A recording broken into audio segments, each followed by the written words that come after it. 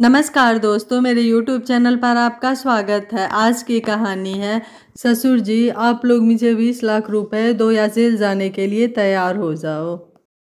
गोपाल दास जी ने कहा, घर के मेन गेट पर मुझे सिर्फ सफ़ेद लिली की ही डेकोरेशन चाहिए, साथ ही साथ वहां से बंगले की एंट्रेंस तक सफ़ेद गुलाबों का गलीचा बिछा दो।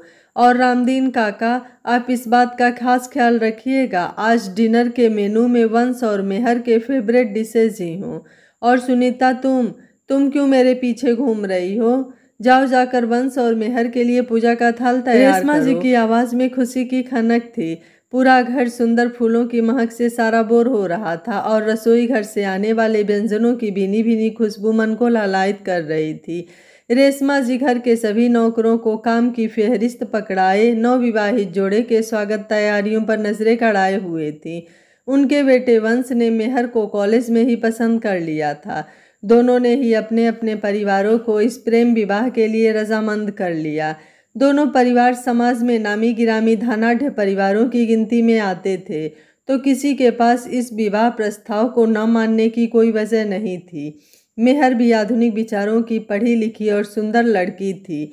जात बिरादरी भी एक ही थी, इसलिए दोनों का विवाह हंसी खुशी संपन्न हो गया। हिमाचल के मंडी शहर में किशन चंद जी का ड्राई फ्रूट्स का बड़ा कारोबार था। शहर के बड़े उद्योगपतियों में उनका नाम अग्रणी था।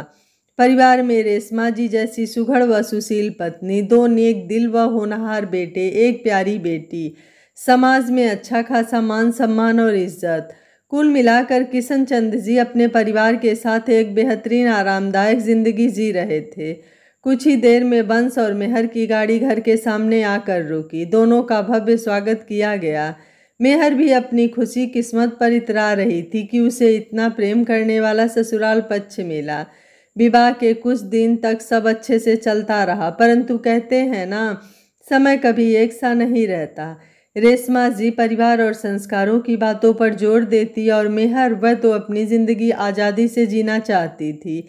आए दिन मेहर के छोटे छोटे कपड़े पहनकर बाहर निकलने पर किशन चंद जी ने ऐतराज उठाया, तो रेशमा जी ने कहा, सुनो जी, क्यों पुराने दकियानुसी विचारों में पड़ते हो? कपड़ों में क्या रखा है?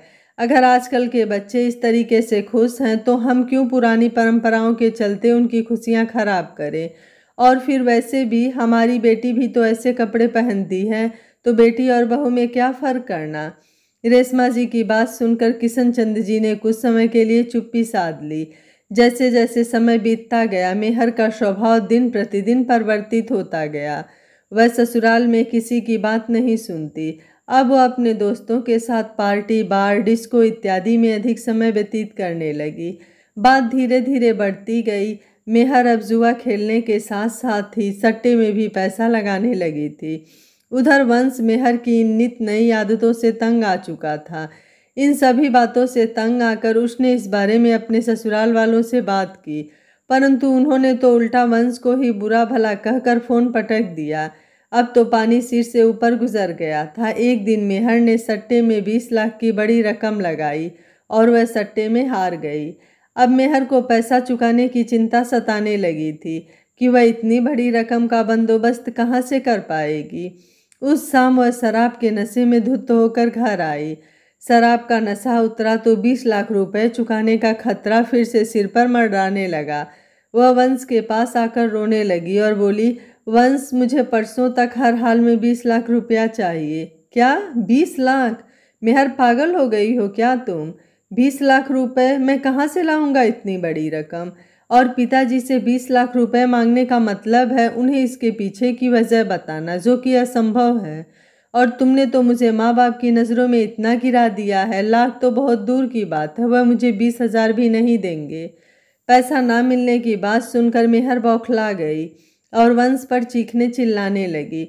तुम मुझे नहीं जानते हो वंश कि मैं क्या कर सकती हूँ, और रही बात पैसे की तो वो तो तुम्हारा बाप भी देगा। क्या कर लोगी तुम? वंश चीख पड़ा। अगर तुमने मुझे पैसे नहीं दिए तो मैं पुलिस में कंप्लेन कराऊंगी कि तुम लोग मुझे दहेज के लिए प्रताड़ित कर रहे हो और मेरे माता पिता से 2 करोड़ रुपए की डिमांड कर रहे हो, जो वे देने में असमर्थ हैं। जब तुम्हारा सारा परिवार जेल की चक्की काटेगा ना, तो तुम लोगों का सारा नशा ढीला हो जाएगा। यह कहकर वह पैर पटकती हुई अपने कमरे की ओर चली गई। छोटी मोटी रकम की भरपाई तो वंश कर दिया करता था, परंतु इतनी बड़ी रकम पिताजी से लेना असंभव था और मेहर के कहे अनुसार घर के बिजनेस में हेरा फेरी करके पैसे निकालना भी उसे मंजूर नहीं था। उसने मेहर को समझाने की कोशिश की और कहा, देखो मेहर, आज तक मैंने तुम्हारी गलतियों में भी तुम्हारा साथ दिया है, परंतु अब बात हद से ज़्यादा बढ़ती जा रही है। जो तुम कर रही हो अब वह हम दोनों के परिवारों की साख पर बट्टा लगा सकता है। मेहर गुस्से में आग बबूला हो रही थी। उसने वंश और उसके परिवार वालों को मेहर अब क्या कदम उठाने वाली है इसका और अपना कमरा भान न था। उसने मेहर की धमकी को हल्के में ले लिया था। कुछ देर में वह किसी काम के सिलसिले में मंडी शहर से बाहर चला गया। शाम तक मेहर अपना मुंह फुलाए बैठी रही। रेशमा जी के बार बार बुलाने के बाद भी मेहर ने दरवाज़ा नहीं खोला। रेशमा जी को किसी अनहोनी की आशंका होने लगी थी। उन्होंने मेहर के लिए खाने की प्लेट लगवाई और उसके कमरे का दरवाज़ा खटखटाने लगी। बहुत देर तक आवाज़ लगाने के बाद भी मेहर ने दरवाज़ा नहीं खोला। यह देखकर रेशमा जी का दिल घबराने लगा था। अंदर किसी प्रकार की आहट या आवाज़ ना होने पर रेशमा जी ने दरवाज़ा बाहर से तुड़वा दिया, परंतु यह क्या, मेहर तो गले में फंदा डाले पंखे पर झूल रही थी। अंदर का यह बीभत्स दृश्य देखकर रेशमा जी बेहोश होकर गिर पड़ी। आनन फानन में उसकी बॉडी को घर के नौकरों ने नीचे उतार लिया। मेहर अब दुनिया छोड़कर जा चुकी थी। घर के रसोइये रामदीन काका ने पुलिस को और मेहर के मायके वालों को भी कॉल कर दिया। पुलिस घर आकर मेहर की डेड बॉडी पोस्टमार्टम के लिए ले गई। मेहर के मायके वालों ने किशन चंद जी पर दहेज में 2 करोड़ रुपए मांगे जाने का इल्ज़ाम लगाया और रेशमा जी पर यह इल्ज़ाम लगाया कि उन्होंने जानबूझकर मेहर को मरवा कर फंदे पर लटकाने के बाद वंश को घर से बाहर भेज दिया था। किशन चंद जी को केस की सुनवाई तक जेल में बंद कर दिया गया। वे बेचारे जेल में अपनी बदकिस्मती को कोसते रहे। इज्जत पर लगा बट्टा वे सहन न कर सके। केस की अगली सुनवाई से एक रात पहले जेल में उन्हें हृदय आघात हुआ और उन्होंने वहीं दम तोड़ दिया। किशन चंद जी की मृतदेह को घर लाया गया। रेशमा जी अपने पति को मृत्यु शैया पर देखकर गस खाकर गिर रही थी। बड़े दुखी मन से परिवार ने किशन चंद जी का अंतिम संस्कार कर दिया। बाद में मेहर के परिवार वालों ने केस को रफा दफा करने के लिए रेशमा जी से 3 करोड़ रुपए की मांग कर दी। रेशमा जी तो पहले ही पति के रूप में अपना सर्वस्व लुटा चुकी थी। धन दौलत से उन्हें कुछ फर्क न पड़ने वाला था। उन्होंने मेहर के परिवार वालों को 3 करोड़ रुपए देकर केस बंद करा दिया, परंतु पति का अनायास छोड़ जाने से वो बेचारी असहाय हो गई थी। वे समाज की घृणित नज़रों को भी सहन नहीं कर पा रही थी। दिन प्रतिदिन लोगों के तीखे तंज दिल के साथ साथ दिमाग पर भी प्रहार कर रहे थे। मान मर्यादा को देखते हुए बेटी के ससुराल पक्ष ने भी रिश्ता तोड़ देने में ही अपनी भलाई समझी।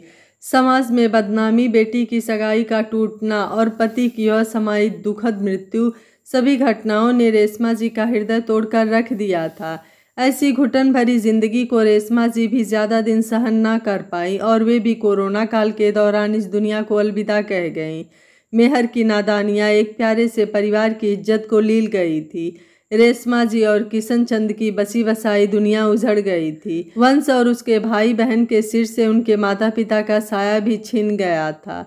एक लड़की ने एक हंसते खेलते परिवार को बर्बाद कर दिया था। आज औरतों की रक्षा के लिए बनाए गए दहेज प्रथा कानून पर भी सवाल खड़े हो गए थे कि क्या यह औरतों की रक्षा के लिए बनाया गया है, जिसका वो दुरुपयोग करके किसी परिवार की ज़िंदगी भी उजाड़ सकती हैं। यह कहानी आपको कैसी लगी, आप मुझे अपनी राय कमेंट बॉक्स में ज़रूर दीजिएगा। वीडियो पसंद आया है तो वीडियो को लाइक, शेयर एंड चैनल को सब्सक्राइब कर लीजिएगा। Thank you for watching. मिलते हैं अगली कहानी में।